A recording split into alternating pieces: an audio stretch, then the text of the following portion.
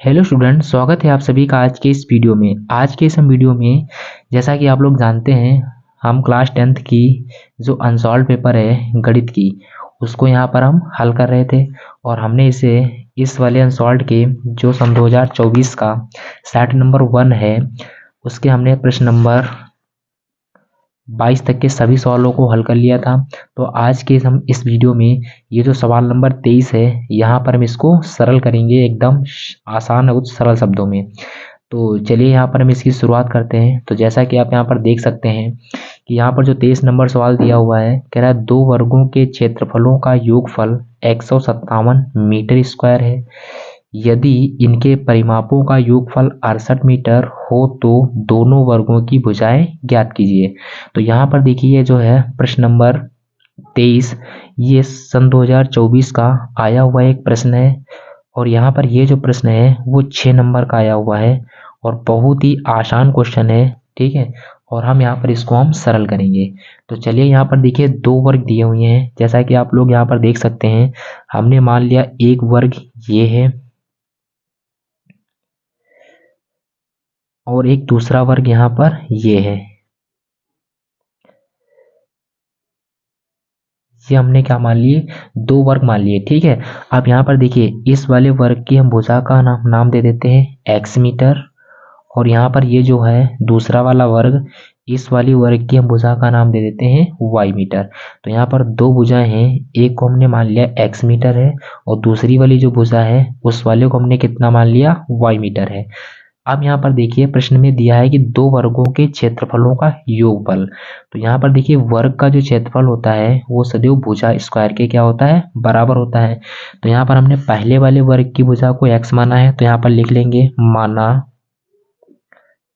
पहले वर्ग की भुजा, पहले वर्ग की भुजा बराबर में x मीटर।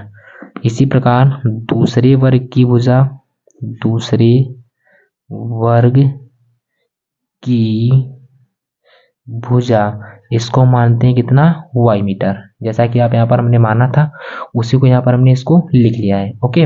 अब यहाँ पर देखिए प्रश्नानुसार लिखेंगे कि कह रहा है कि दो वर्गों के क्षेत्रफलों का योगफल। तो यहाँ पर देखिए पहले वर्ग का क्षेत्रफल लिखेंगे, पहले वर्ग का क्षेत्रफल, पहले वर्ग का क्षेत्रफल। तो क्षेत्रफल क्या होता है, भुजा का स्क्वायर, और हमने भुजा को कितना माना है, x माना है, तो यहाँ पर हो जाएगा x का स्क्वायर। इसी प्रकार दूसरे वर्ग का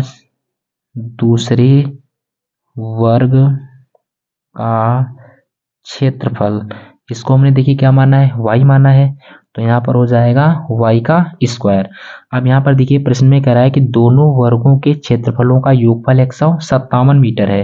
तो यहाँ पर योगफल दे रखा है, तो यहाँ पर लिखेंगे x square plus y square, ये किसके बराबर दे रखा है, 157 मीटर स्क्वायर के बराबर दे रखा है, ओके। हम इसको क्या करेंगे, समीकरण नंबर कितना मान लेंगे, फर्स्ट मान लेंगे। उसके बाद में यहाँ पर देखिए दूसरी शर्त में क्या दे रखी है कि यहाँ पर कह रहा है कि यदि इनके परिमापों का योगफल 68 मीटर हो। तो यहाँ पर आप लोग जानते होंगे कि तो वर्ग का जो परिमाप होता है वो चार गुणे भुजा के क्या होता है, बराबर होता है। तो यहाँ पर इसी प्रकार पहले लिखेंगे पहले वर्ग का परिमाप, पहले वर्ग का परिमाप। तो पहले वर्ग का परिमाप क्या हो जाएगा, चार गुणे देखो भुजा होता है, तो यहाँ पर हो जाएगा कितना, 4 और गुणे में भुजा है, तो भुजा कितनी, x है, तो यहाँ पर पहले वर्ग का परिमाप हो जाएगा 4x। उसी प्रकार लिखेंगे दूसरे वर्ग का परिमाप, दूसरे वर्ग का परिमाप। तो दूसरे वर्ग का परिमाप कितना हो जाएगा, 4y हो जाएगा, क्योंकि दूसरे वर्ग की भुजा को हमने y माना है। तो परिमाप होता है वो 4 गुणे भुजा होता है, तो 4 गुणे यहाँ पर भुजा y हो गई, तो 4y हो गया। अब यहाँ पर देखिए इन दोनों परिमापों का जो योगफल है वो 68 मीटर है।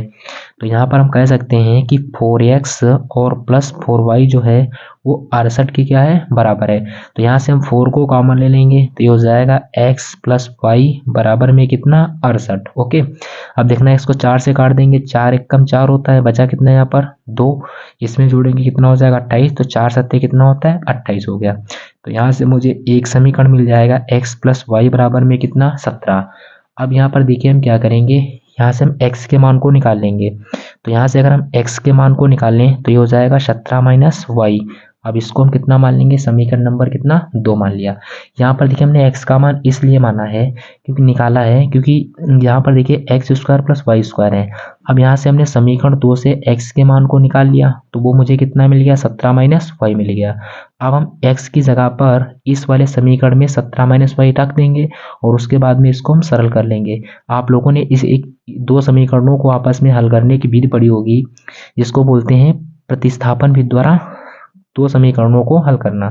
तो यहाँ पर हमने इसी प्रकार दूसरे वाले समीकरण में क्या किया है, प्रतिस्थापन विधि के जरिए से x के मान को निकाला है और इसको हम क्या कर रखेंगे, समीकरण फर्स्ट में रख देंगे और उसको सरल कर लेंगे, मुझे वहां से मान मिल जाएगा। तो यहाँ पर लिखेंगे समीकरण 2 से x का मान समीकरण फर्स्ट में रखने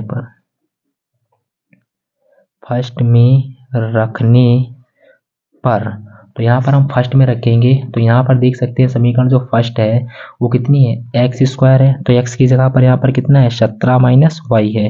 तो 17 माइनस वाई का होल स्क्वायर हो जाएगा और प्लस में यहाँ पर हो जाएगा वाई स्क्वायर और बराबर में कितना है, 157 है। अब यहाँ पर देखिए a माइनस बी का होल स्क्वायर बनना है। तो यहाँ पर हम a माइनस बी का होल स्क्वायर फार्मूला लगाएंगे तो ये हो जाएगा a स्क्वायर मतलब 17 का स्क्वायर माइनस प्लस में होता है बी स्क्वायर, बी की जगह पर वाई है तो वाई का स्क्वायर हो जाएगा और माइनस में 2a और इंटू में कितना होता है, b होता है और ये प्लस का है वाई स्क्वायर और बराबर में 157 की। यहाँ से देखिए हम इसको सरल करेंगे तो 17 का स्क्वायर होता है कितना, 289। तो ये हो गया बच्चों 289 प्लस में हो जाएगा ये वाई स्क्वायर माइनस 17 दूनी 34 वाई और ये हो जाएगा प्लस में वाई स्क्वायर बराबर में 157। ओके, यहाँ पर देखिए वाई स्क्वायर दो बार है तो इसको 2y स्क्वायर माइनस में हो जाएगा 34 वाई और ये प्लस में दे रखा है 289। ये देखिए प्लस का 157 है, इसको हम इधर ले आएंगे तो माइनस का 157 उधर कुछ नहीं तो बराबर में 0। ये हो जाएगा 2y स्क्वायर माइनस में 34y। देखिए 289 में से जब हम 157 को माइनस करेंगे तो यहाँ पर प्लस का कितना बचेगा, ये बचेगा 132 और बराबर में कितना, 0।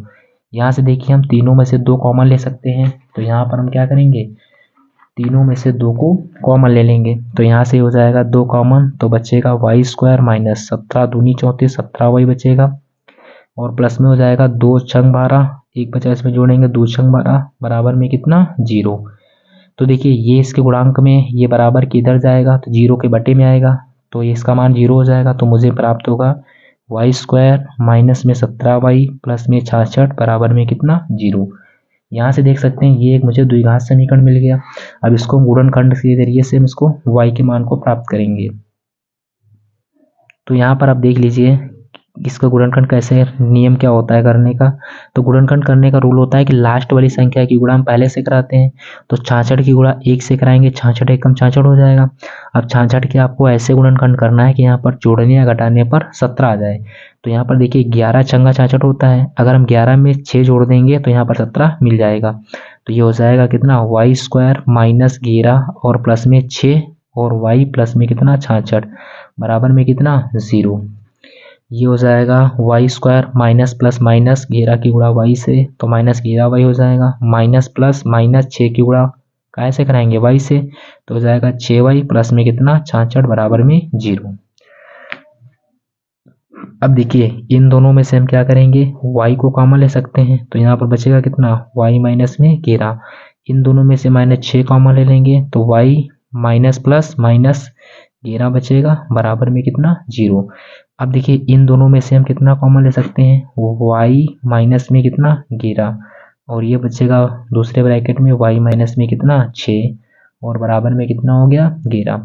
तो एक बार लिखेंगे y माइनस 11 बराबर 0, एक बार लिखा जाएगा y माइनस 6 के बराबर में 0। ये माइनस का 11 उधर चला जाएगा तो y का मान प्लस का 11 मिल जाएगा। ये माइनस का 6 बराबर के उधर जाएगा तो यहाँ से ये प्लस का 6 मिल गया। तो यहाँ पर देखिए y के मुझे 2 मान मिल गए। अब मुझे x का मान निकालना है। तो यहाँ पर हम x के मान को निकालने के लिए इस y के मान को हम समीकरण नंबर 2 में रख देंगे यहाँ पे। तो अगर हम यहाँ पर रखेंगे तो ये x बराबर कितना मिल जाएगा, 17 में से y घटाना है। तो अगर हम 11 रखेंगे y की जगह पर, 17 में से 11 जाएगा, कितना मिलेगा, 6 मिलेगा। इसी प्रकार अगर हम यहाँ पर देखिए x की जगह पर 6 रखेंगे तो यहाँ पर 17 में से 6 जाएगा, 11 मिल जाएगा। तो यहाँ पर देखिए वर्ग की भुजाएं कितनी हो सकती हैं, या तो 11,6 होगा, या आप कह सकते हैं 6,11। ये इसका बिल्कुल करेक्ट आंसर होगा, जैसा कि आप यहाँ पर देख सकते हैं। उम्मीद करते होंगे आपको ये सवाल समझ में आया होगा। Thank you.